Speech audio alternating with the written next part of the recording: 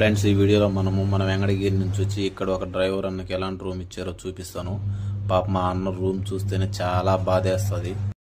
ఆ అన్న తెలియక వేరే వాళ్ళని నమ్మి వీసా తీశాడు. పాప మా అన్నకి రూమ్ చాలా దారుణంగా ఉంటుంది.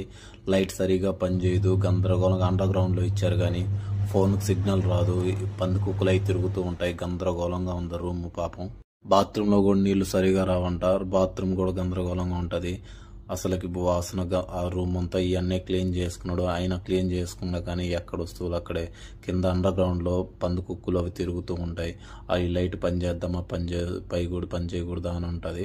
పాపం ఇక్కడ ఇద్దరు ఉండాలంట ఈ రూమ్లో. ఆ అన్నని రూమ్ మనకు చూపించుంటా కానీ ఆ అన్నం వద్దు బాగుండదని చూపించాడు. కానీ రూమ్కి కూడా సరిగా కరెంట్ అవైలబుల్ ఉండదు.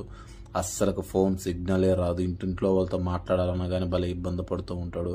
నేను ఈ వీడియోలో మీకు చెప్పేది ఏంటంటే, మీరు ఎవరు తెలియకుండా గుడ్డిగా నమ్మి కోవిడ్కి రాకూడదని ఈ వీడియోలో చెప్తున్నాను. మన ఛానల్ సబ్స్క్రైబ్ చేసుకున్న వాళ్ళు సబ్స్క్రైబ్ చేసుకుని లైక్ కొట్టడం మర్చిపోవద్దు. Bye bye.